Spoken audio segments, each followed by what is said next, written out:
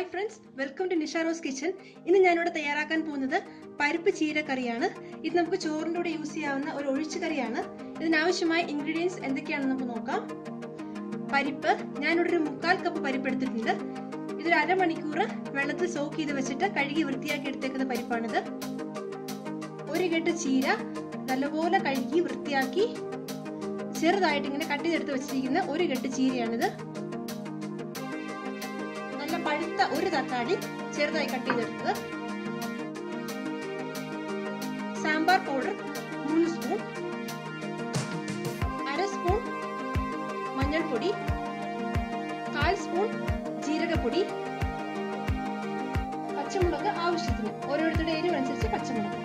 ഇനി നമുക്ക് എങ്ങനെയാണ് തയ്യാറാക്കുന്നത് നോക്കാം. നമുക്ക് ഒരു കുക്കർ സ്റ്റവിൽ വെക്കാം. ഇതിലേക്ക് നമ്മൾ സോക്ക് ചെയ്ത് വെച്ചിരിക്കുന്ന 1/4 കപ്പ് പരിപ്പ് ആഡ് ചെയ്യാം.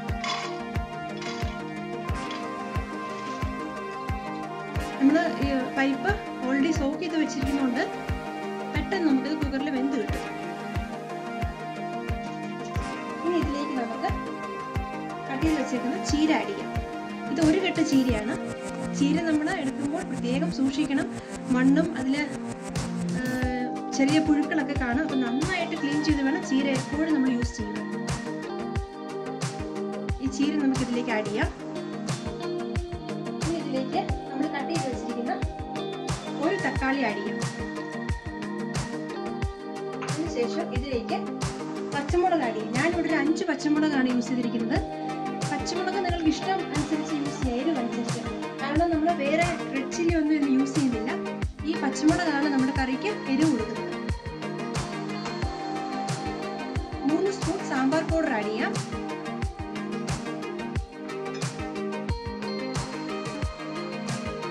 ഒരു 1/4 സ്പൂൺ ജീരകം ആഡ് ചെയ്യാം. ഒരു 1/2 സ്പൂൺ മഞ്ഞൾ നമുക്ക് ആഡ് ചെയ്യാം. അതിനുശേഷം ഒരു 1/2 സ്പൂൺ വെളുത്തുള്ളി പേസ്റ്റും കൂടെ നമുക്ക് ആഡ് ചെയ്യാം. പരിപ്പിന് വെളുത്തുള്ളി എപ്പോഴും നല്ലതാണ്. 1/2 സ്പൂൺ വെളുത്തുള്ളി പേസ്റ്റും കൂടെ നമുക്ക് ആഡ് ചെയ്യാം. ഇനി നമുക്ക് നന്നായിട്ട് മിക്സ് ചെയ്ത് കൊടുക്കാം.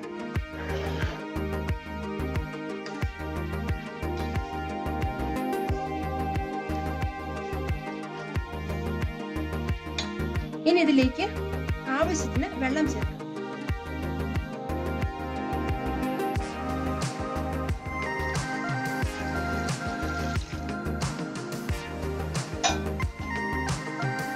കറി നമുക്ക് തിക്കായിട്ട് വേണമെങ്കിൽ കുറച്ച് വെള്ളം ആഡ് ചെയ്താൽ മതി. കുക്കാവിന് ആവശ്യമുള്ള വെള്ളം. അല്ല നമുക്ക് കുറച്ച് നല്ലപോലെ കറിയായിട്ട് വേണമെങ്കിൽ കുറച്ച് വെള്ളം കൂടുതൽ ആഡ് ചെയ്താൽ മതി. ഇനി നമുക്ക് ആവശ്യത്തിന് ഉപ്പ് ചേർക്കാം.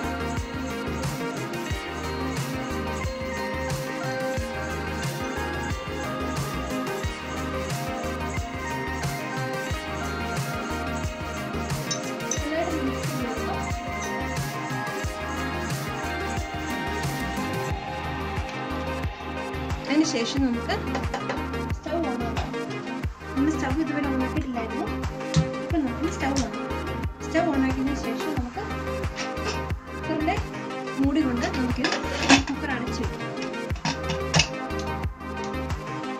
നമുക്ക് ഈ കറി ഒരു 5 തൊട്ട് 6 വിസിൽ വരുന്നവരെ, 5ഓ 6ഓ വിസിൽ വരുന്നവരെ നമുക്ക് വെയിറ്റ് ചെയ്യാം. അതിനുശേഷം നമുക്ക് കുക്കർ ഓഫ് ചെയ്യാം.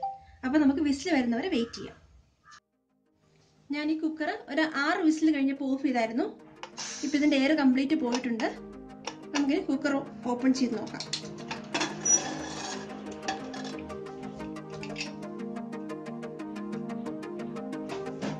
കറി ഉണ്ടോ? നല്ലപോലെ നമ്മുടെ പരിപ്പും ടൊമാറ്റോയും ചീരയും എല്ലാം നല്ലപോലെ വെന്ത് കറക്റ്റായിട്ട് വന്നിട്ടുണ്ട്. കേട്ടോ, നല്ല വെന്ത് കറക്റ്റായിട്ട് വന്നിട്ടുണ്ട്. നമുക്കിത് നന്നായിട്ടൊന്ന് ഇളക്കി കൊടുക്കണം. അപ്പോൾ ഇത് നന്നായിട്ടൊന്ന് മിക്സ് ആവും. ഇനി നമുക്കിതിലേക്ക് കടുക് കാച്ചി ഒഴിക്കാം. നമുക്ക് പാൻ അടുപ്പിൽ വെച്ച് സ്റ്റൗ കത്തിക്കാം. പാൻ ഒന്ന് ചൂടായി വരുമ്പോഴേക്കും ഇതിലേക്ക് നമുക്ക് വെളിച്ചെണ്ണ ഒഴിക്കാം. കടുക് കാച്ചാൻ എപ്പോഴും വെളിച്ചെണ്ണയാണ് നല്ലത്. നമുക്ക് 1 സ്പൂൺ വെളിച്ചെണ്ണ ഇതിലേക്ക് ഒഴിക്കാം.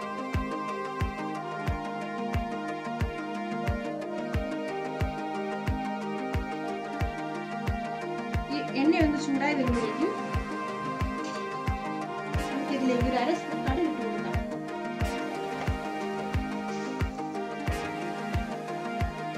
എണ്ണ ചൂടായിട്ടുണ്ട്. നമുക്കിതിലേക്ക് ഒരു 1/2 സ്പൂൺ കടുക് ഇട്ട് കൊടുക്കാം.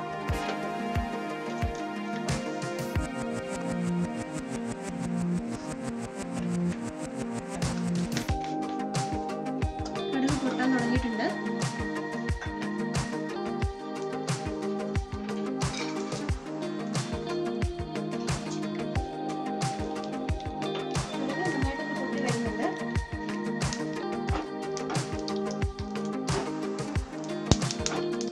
ഇതിലേക്ക് നമുക്ക് 3 റെഡ് ചില്ലി ചേർക്കാം. 3 വറ്റൽമുളക് മുറിച്ചാടിയ ഫ്ലെയിം കുറച്ച് വെക്കണം.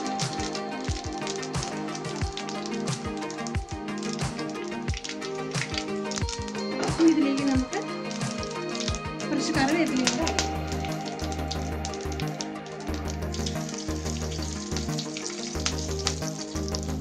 ഇത് നമുക്ക് സ്റ്റൗ ഓഫ് ചെയ്യാം. നമുക്ക് ഈ കടുക് കാച്ചിയത് ഈ പരിപ്പ് കറിയിലേക്ക് കൊടുക്കാം.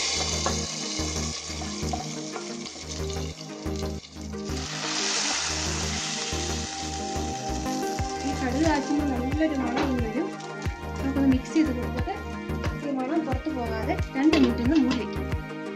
ഇപ്പോൾ നമ്മുടെ ടേസ്റ്റിയും ഹെൽത്തിയുമായിട്ടുള്ള പരിപ്പ് ചീരക്കറി തയ്യാറായി കഴിഞ്ഞു. നമുക്കിതൊരു ബൗളിലേക്ക് മാറ്റാം. പരിപ്പ് ചീരക്കറി ഇവിടെ തയ്യാറായി കഴിഞ്ഞു. ഇത് ചോറിന്റെ കൂടെ നല്ലൊരു കോമ്പിനേഷൻ ആണ്. ഇതെല്ലാവരും ട്രൈ ചെയ്ത് നോക്കണം. വളരെ ടേസ്റ്റി ആയിട്ടുള്ള കറിയാണിത്.